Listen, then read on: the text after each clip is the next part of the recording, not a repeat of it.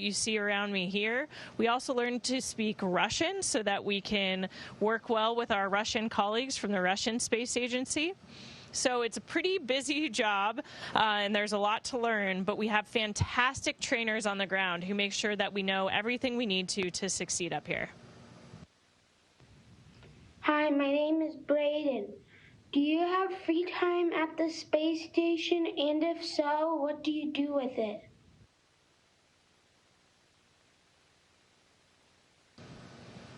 Braden, I spend my free time up here a lot like I do on Earth. I like to read, so I've been reading books. I also like to call my family and friends back home and see how they're doing. Also just enjoy the experience of being up here with my crewmates and friends. So we spend a lot of time hanging out together and talking. And an amazing thing we can do up here is look out the window back at the incredible views of the Earth. We have this really cool window called the cupola where we can get a 360-degree view of the Earth. So a lot of us spend time just gazing out the window by ourselves or together and seeing the amazing sights. Hello, my name is Wyatt. My question is, what advice would you give to a student who wants to become an astronaut?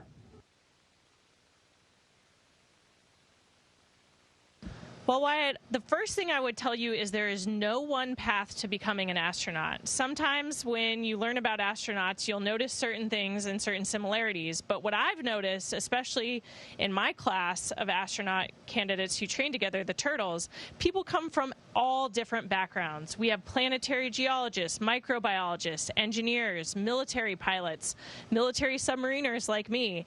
And so there are a lot of different paths to get to become an astronaut. But I think the commonalities are people who are passionate about learning, passionate about working on teams, and have really challenged themselves to understand how to be part of a highly functioning team, who are service-oriented. And so I think the most important thing you can do is challenge yourself at things you're passionate about. I think developing all of the skills you need, you have to challenge yourself, push yourself to your limits. But if you're doing it with awesome people and you're doing things you really believe in, then it's fun and fulfilling along the way, even if it's challenging.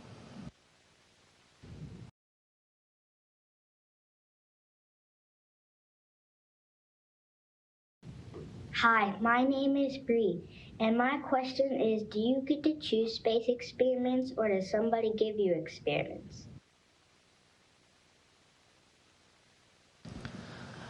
Well, Bree, during my 6 months up here on the space station, our crew is helping with over 350 different science experiments. So we're more like laboratory technicians, executing the things that can only be performed by a human.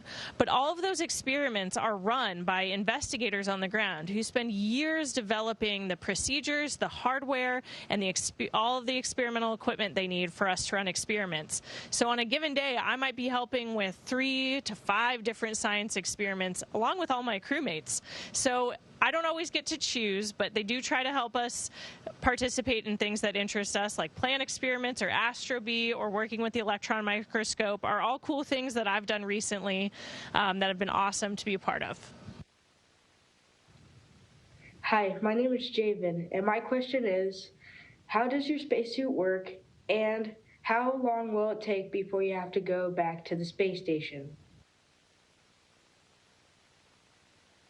Well, Javen, a spacesuit is a pretty complicated piece of equipment. You can actually think about it as a tiny spacecraft, a one-person spacecraft, because it has to have all the things we need to survive: air to breathe, water to drink, a system to cool us, and the suit has to maintain pressure because we're outside in the vacuum of space where there's no atmosphere, nothing to breathe. And so it's a pretty complicated piece of equipment, and it has to allow us to move around and do really hard work. So it's pretty complicated, but I think you could probably learn more about it if you ask your teachers or check it out online.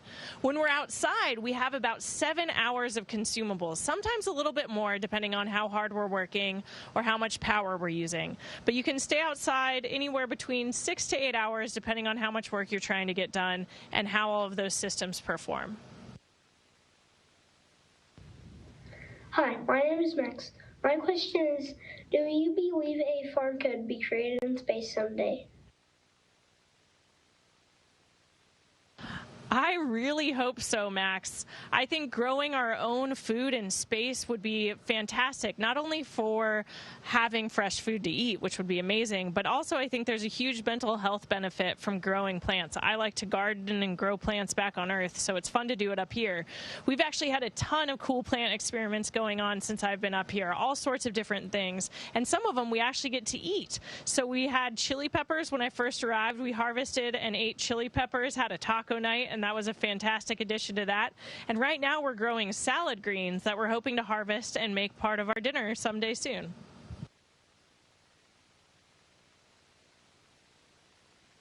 Hi, my name is Kaylee. My question is, Kayla Barron, do you hope to inspire other girls to one day become an astronaut?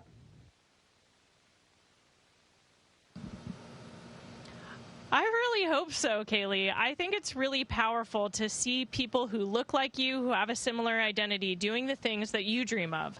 I know for me, as a woman in the military, it was always really inspiring to me to see the other women who were ahead of me and leading, to show that I could succeed in that organization as well. So I hope that by being an astronaut and being up here on the space station, I can help girls like you believe that they can do it too. Hi, my name is Snow. My question is, how do you fill and keep air in your tanks?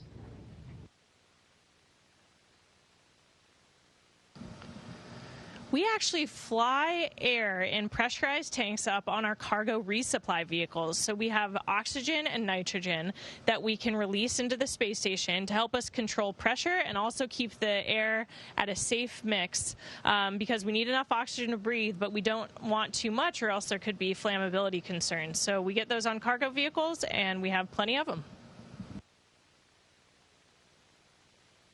Hi, my name's Caden, and my question is, when you go to sleep, do you get the feeling or sensation of laying down?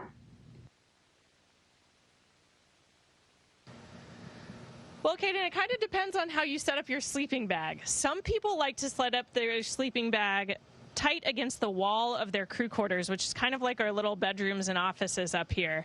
And that kind of gives them the feeling that they're lying against a bed. But some people, like me, I like to feel actually more like I'm floating. I have found I'm more comfortable if I only attach my sleeping bag at the very top and the very bottom, and I just kind of float between those two attachment points. It took me a little while to get used to it, a couple days, but once I did, I actually found I was more comfortable just kind of embracing the feeling of floating. Hi, my name is Finley. My question for you is, what do you do for fun up there in space?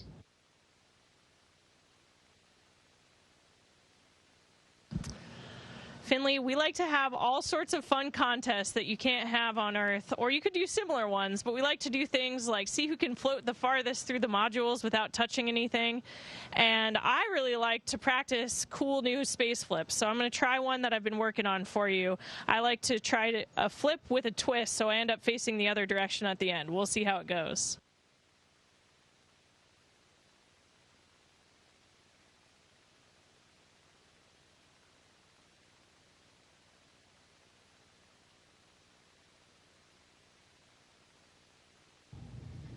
Hello, I'm Dave Sell, 6th grade science teacher at North Decatur Elementary. I would like to thank the space station astronauts and the NASA team for taking the time to answer our questions today. I would also like to thank our education team here at North Decatur, which is composed of educators, administrators, technology support staff, parent volunteers, and the students for all their hard work on this event.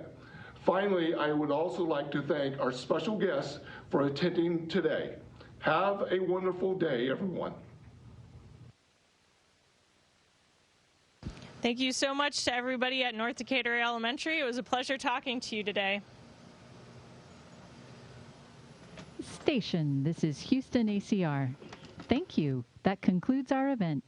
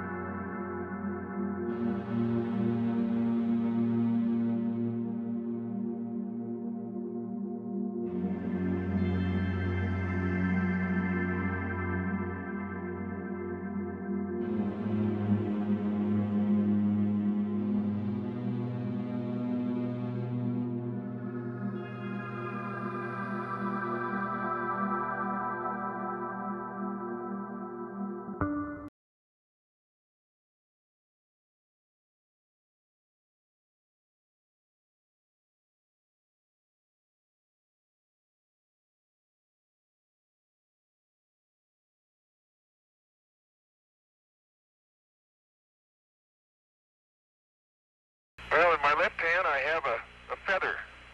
In my right hand a hammer. And I guess one of the reasons we got here today was because of a gentleman named Galileo a long time ago who made a rather significant discovery about falling objects in gravity fields. And we thought that where would be a better place to confirm his findings than on the moon. And so we thought we'd try it here for you. The feather happens to be appropriately a falcon feather.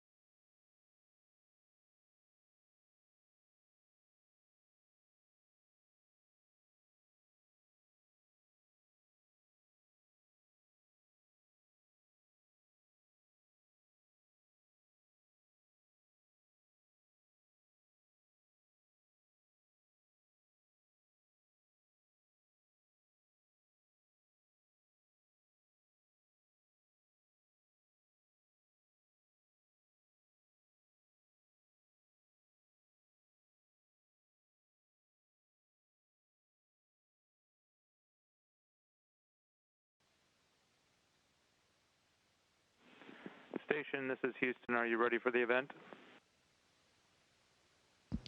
We are ready for the event. Houston ACR, this is Mission Control Houston. Please call station for a voice check. Station, this is Houston ACR. How do you hear me? Have you loud and clear. How us? Great. Please stand by for opening remarks. Hello, friends. I'm your Congressman Al Green. Today, I want to welcome everyone watching live on NASA TV and thank Worthing Early College High School for making this event possible. Since 1965, NASA's Mission Control Center has operated out of the city of Houston and has been an essential hub and global leader for aerospace activity. It is right here in Houston's very own Mission Control that a team of highly skilled engineers, technicians, and flight controllers work around the clock, 365 days a year, with astronauts on board the International Space Station. Mission Control's operations are exceptionally important as they ensure the safety of the crew in space and the success of their mission.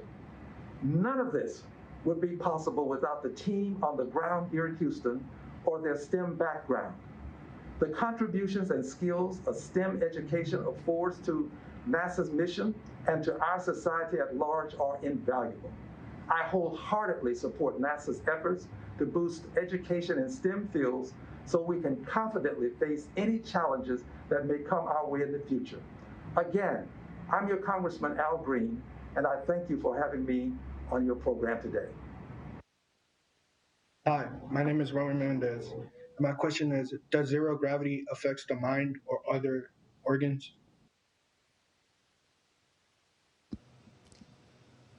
Hello, Roman. You bet it does. When we get up to the space station and get into space, it affects the mind, for one thing, because it's such a unique place. You have to relearn how to walk, how to fly, how to move around, and how to eat, how to go to the bathroom. All of these things you have to learn again. It's very distracting, but eventually we get to where we can get the work done. The fluid shifts, though, affect our brain and our eyes and all the rest of our body as well. So it's actually kind of a great thing that we can study this. In a lot of ways, being up here in zero-G is a lot like aging. Our bones and our muscles atrophy. So they do studies on human beings, us, while we're up here. We exercise hard, we're able to recover the bone, and they've learned a lot about how the body can recover from weightlessness or a relaxed position. So that's helped a lot of ICU patients, people as they get older. It's a lot of very interesting studies that come from that. But yeah, it affects every cell in our bodies. My name is Trevion Alanis, and my question is, how do you maintain the orbit in space? Well, Trevion, we basically are falling towards the Earth because the Earth is pulling us towards it just like it's pulling you towards it. The reason we stay in orbit is we keep missing the Earth. So we're going so fast horizontally that we just keep missing the horizon. So fortunately, that's been going on. We go around the Earth once every 90 minutes and about 5 miles a second to be able to stay up here. Hi, my name is Elizabeth Roman, and my question for you is, you have had the chance to do the spacewalk. Hey, Elizabeth. I have not done a spacewalk. Both Tom and Mark have, and then I will have, hopefully, a chance to do that in March. So earlier in our mission, Tom and Kayla went out and fixed what's called an S-band antenna. So we have several antennas outside the station that we use for command and controlling the station. When Kayla and I go out in early March, we'll be upgrading or setting up to upgrade the solar panels. And then Matthias and I will get a chance to do potentially another spacewalk in late March, where we'll fix some cooling modules and route some high-definition cameras, as well as a bunch of other tasks to reconnect some connectors on the outside of the space station. Hello, my name is Evelyn Barone, and my question is, how do you feel like when you look at Earth from space?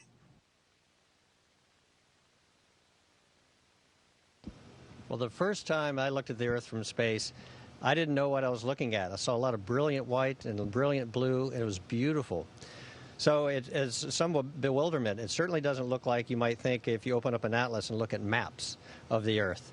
But it's very beautiful. Over time, especially on these long-duration flights, we're able to start to see different continents, different coastlines, and begin to understand what the Earth really looks like And for me, I fell in love with the Earth again. You begin to get emotionally very attached to it. It is where humans come from. It is our home. And so it just gets more and more beautiful all the time. My name is Haley Radia, and my question is, what do you eat there? Wow, what a great question. Tom actually did a good job of pulling out some of the food that we have up here so I can show you. Here's kale, I think. Yep. That's one of our rehydratable food items. So we've got a potable water dispenser that injects the amount of water we select into that. Then another version, which Roger's going to show you, is meatloaf. The meatloaf is what we call thermal stabilized. If you've ever served in the military, if you do, you'll get very familiar with those because our military rations are quite often come in packages like that. And then we've also got common off-the-shelf items. I seem to have lost something. Where could they be? Ah, there we go. You might recognize these candy-coated chocolates. So just showing you those as examples of a very, very wide variety of food products we have on board. My name is Aaron Hernandez, and my question is, can you clearly see the northern lights from space? Actually, Edwin, you can see the northern lights, but you can also see them the south side as well. So the Earth has a magnetic field around it that pulls in particles from the sun constantly. So if you are on the Earth, you sometimes see those when you live really far north, at least in North America's case. But we see them on both sides, coming into the North and the South Poles. So when we're in a night pass, which we do 16 times a day, if you look towards the north or look towards the south, you see this green glow, and it's kind of a fuzz, and there's lines coming in. It's pretty spectacular. And usually what we'll do is call other people to the cupola if we see it. If one person spots it, usually pretty soon you see a bunch of legs all sticking in the cupola at the same time as we're all trying to get a view of that beautiful phenomena. My name is Mario. What type of plants can we grow inside the space station? We've been growing plants on the space station for a bunch of years now, actually. So we've grown radishes and onions and lettuce, and recently some chili peppers, sunflowers, zinnias, all kinds of things. It's really nice to have a little garden up here. But it's important for the science, too. Being in zero gravity, kind of, those plants express genes that they've never expressed before, and we learn a lot about how they grow and how the root systems grow, and potentially learn something about how plants deal with harsh environments. So that could make plant growth and crops more productive on Earth in harsher environments than we're used to. But it is also nice to be able to eat as well. We were occasionally able to taste them, and this is going to be essential if we're going to be flying long-duration missions and spending years and years out in space. We're going to have to be able to grow plants. My name is Kenya Stewart, and my question is there a possibility of hydroponics inside a space station?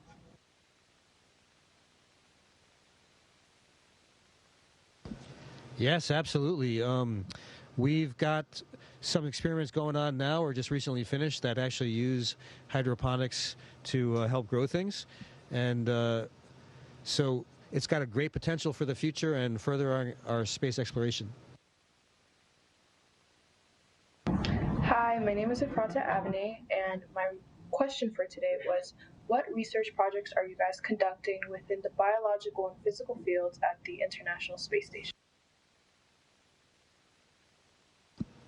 So in the biological side, they kind of just talked about it a little bit, but we're doing a whole bunch of plant research right now. So there's actually 3 active plant experiments going on all simultaneously. One's looking at cotton genes and basically different strains of cotton to make it more drought resistant.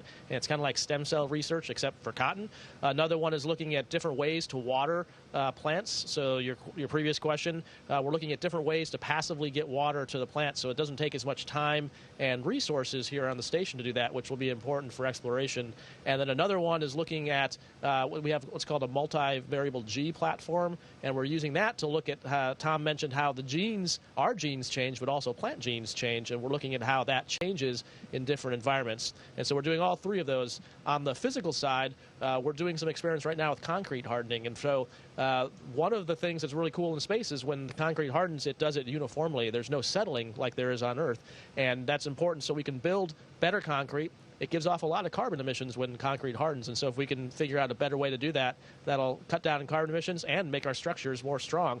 And, oh, by the way, we're going to need to build things when we get to the moon if we're going to live there. And so we have to figure out how to make concrete and hard building-like materials in space.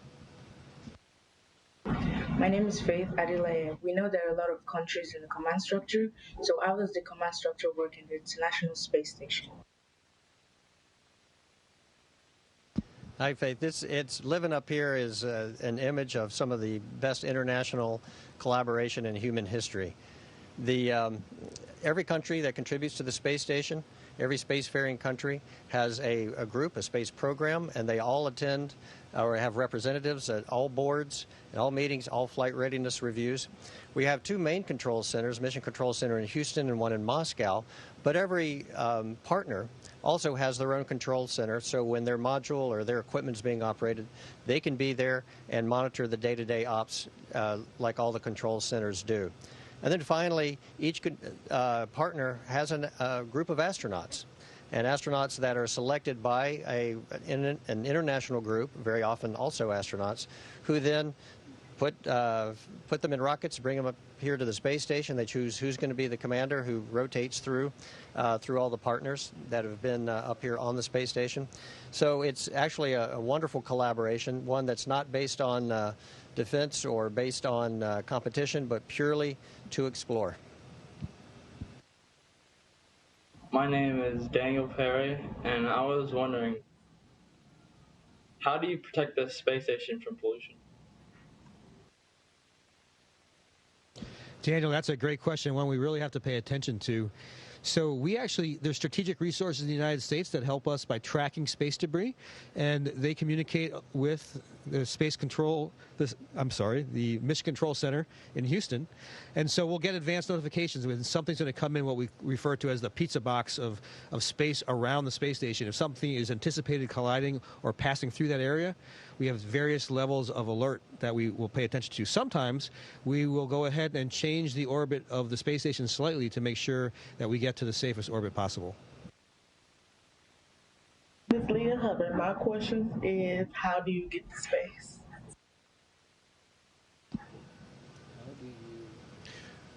Well, so we get here on rockets, and there's a few different kinds out there. So one of the really cool things that's happened in the last few years is we're able to launch rockets from U.S. soil again with our U.S. and partner astronauts. Mark came up here on a Soyuz rocket, or Soyuz vehicle, launched on a rocket from Russia. Tom and I came up on a Falcon 9 rocket, which was carrying a Dragon capsule. And then soon we'll also have a Boeing Starliner capsule coming up on a ULA rocket. So 3 different ways to get here currently. And then the other thing is once you get to space, you have to dock with the space station. And so that's the other key part of getting to the space station is the docking, and we call rendezvous and docking. And so that's how we get up here, and then we take that same ride back to Earth. Mark, after having been here for about a year, will head back this spring, and then Tom and I will head back in our Dragon about a month or so after that. My name is Ismandra Briones, and my question is, how do you preserve food in space?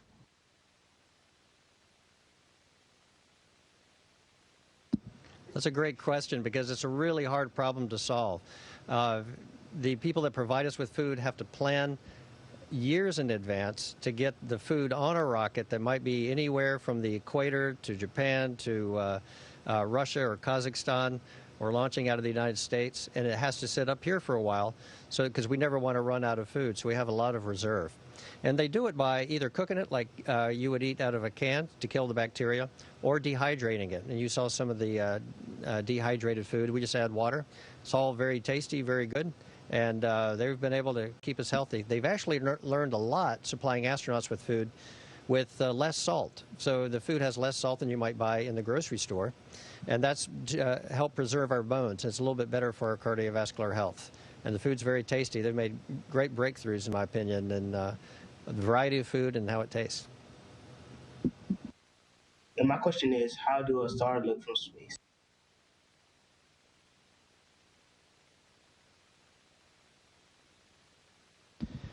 Stars from the space station look very much like you'd see on the Earth in a desert on a clear night.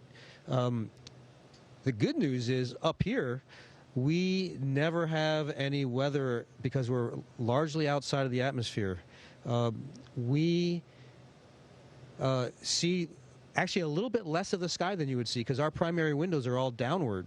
So, but it's a beautiful view when you turn off all the lights inside the space station and you can look out the window, and it is glorious. I wish I could get everybody to see it because it is just an amazing thing to see.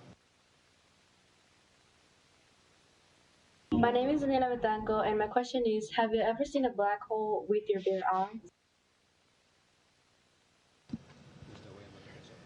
Daniela, I have not seen a black hole. If I had, I probably wouldn't be here. So if I would see a black hole, it'd be through way, way too close. But you know, we're still studying them, still learning a lot about them. There's lots of theoretical conceptions about what a black hole would even look like. Obviously, with the absence of light, it's hard to even, I think, imagine what that would look like. But we're really coming with the new launch of the Webb telescope, which will be coming online shortly. The existing images and studies of the Hubble telescope. NASA not only does human space flight, but we've got all kinds of orbiting laboratories and instruments and experiments running not only just for our planet and other planets in the solar system, but throughout the universe. So hopefully one day we will actually put eyes on one of those and understand it. And, you know, your generation is going to help us figure that out. Hi, my name is Roman Mendez, and my question is, how many G's does it take when exiting the atmosphere? So that's a great question. It depends on how fast you want to go. And in general, in rockets, we want to go fast because we want to be able to use the fuel as efficiently as we can and get out of the atmosphere. So I've been on a Soyuz. There's one launching there. I've been on a Dragon, and I've been on the Space Shuttle. And in each case, we get about 4 Gs through our chest. We're always lying on our backs on these when we launch on these rockets. And you get about 4 Gs that's sustained for several minutes.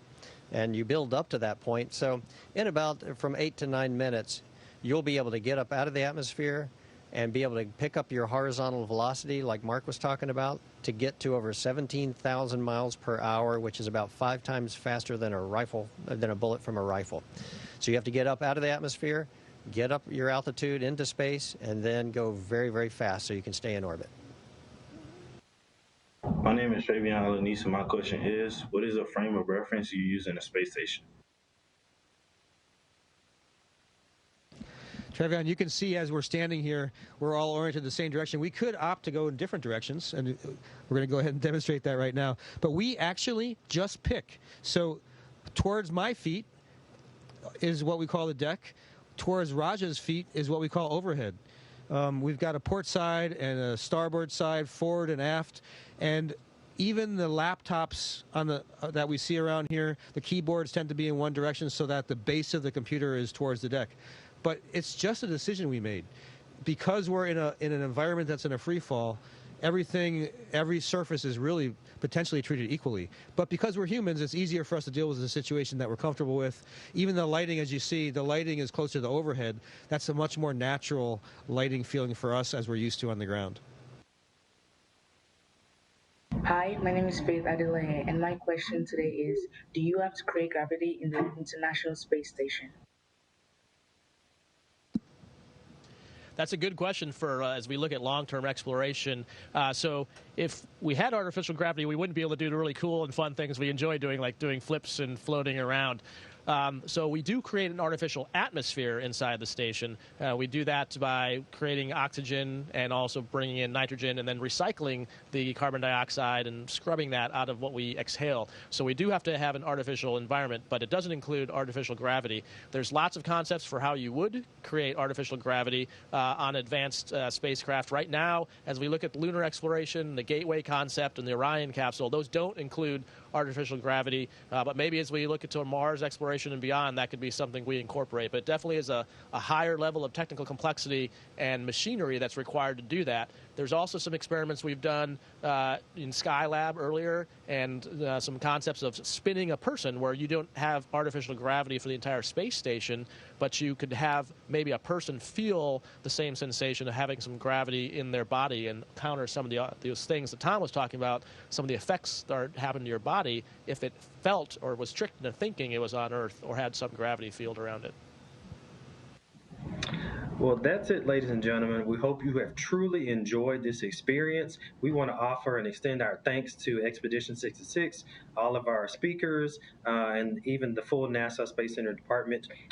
We truly appreciate it. This is something that's going to stick with our students for the rest of their lives, and it's a valuable memory for them as they continue to grow and take on the rest of the elements of their journey in the world.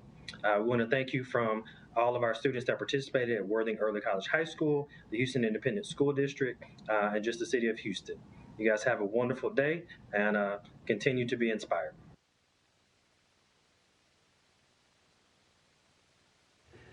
Station, this is Houston ACR. That concludes the event. Thank you. Thank you to all participants. Station, we are now resuming operational audio communications.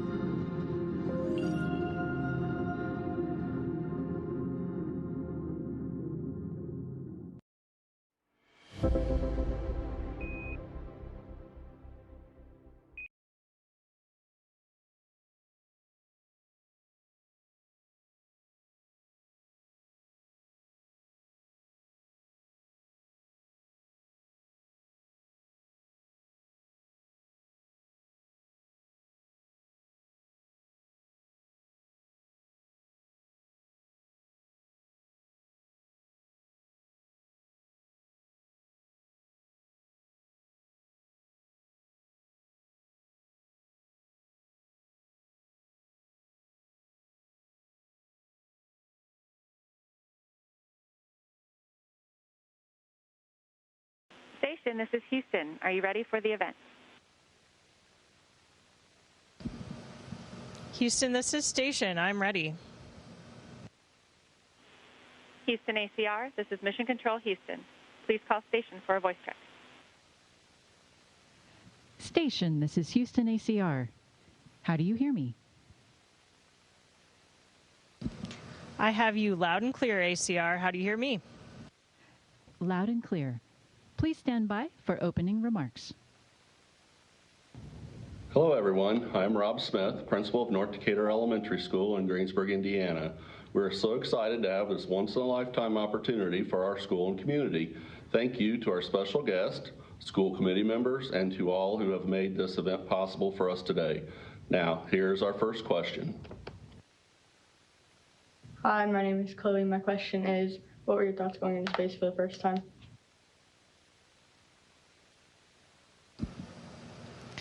Hi, Chloe. This is my very first trip to space, so it wasn't long ago that I was climbing into the rocket with the rest of my crew in Florida for my launch.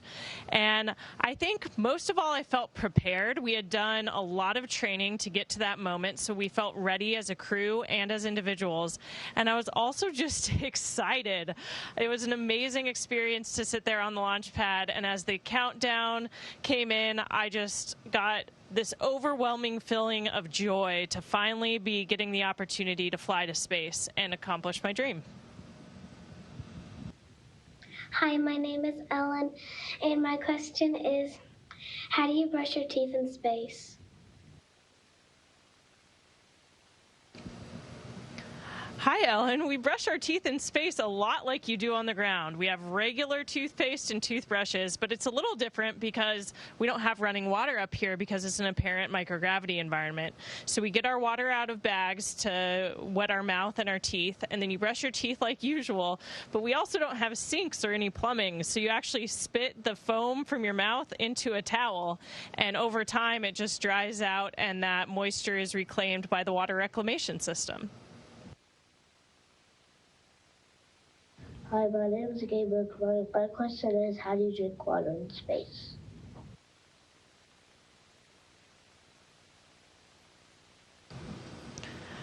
Hi, Gabe. We actually use drink bags with straws.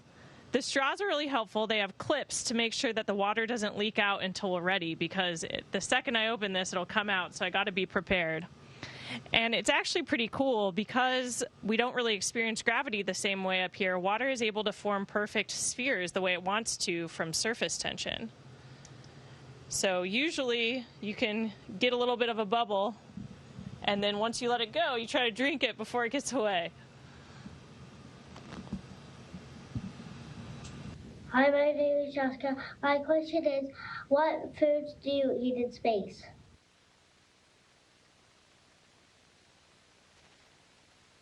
I also have another little show and tell for that question.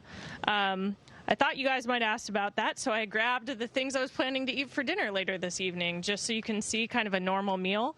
I have a cashew chicken curry here. These are all rehydratable items that I've chosen. So basically they remove the water on Earth to help preserve them, and then I'll add hot water back in and put them in an oven so that the water gets reabsorbed. I also have pasta with shrimp. You can see a little shrimp in there. And I have some vegetables here, kale, and some Italian vegetables, kind of mixed vegetables with herbs there.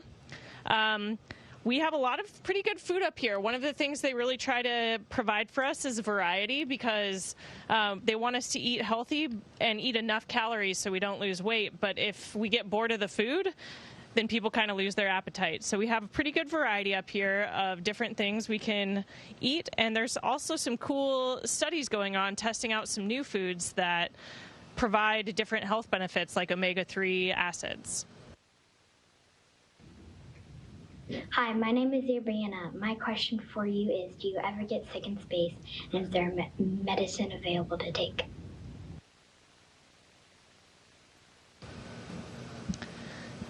We go through a pretty strict quarantine protocol before we launch, just to make sure that we're not bringing any sicknesses or illnesses up to the space station. And overall, people are pretty healthy up here. There are some things that can happen to most people, like fluid shifts. Because we're not experiencing gravity in the same way, a lot of the fluid that we'd normally carry in the lower body shifts into our heads, and sometimes it feels like you have a little bit of sinus congestion. So there's medicine we can take for that, but we're prepared for more serious things too.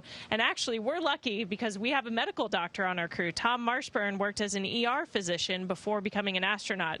So if anything happens to us, we know we'd be well taken care of. Hi, my name is Henry, and my question for you is, what is your favorite feature about the Astro Bee robot and why? I'm in a good place for you to have asked me that question because I'm right next to the Astro Bees, actually. Here's one of them. This is Bumble. And these are really cool robots. They can fly around, and they have some artificial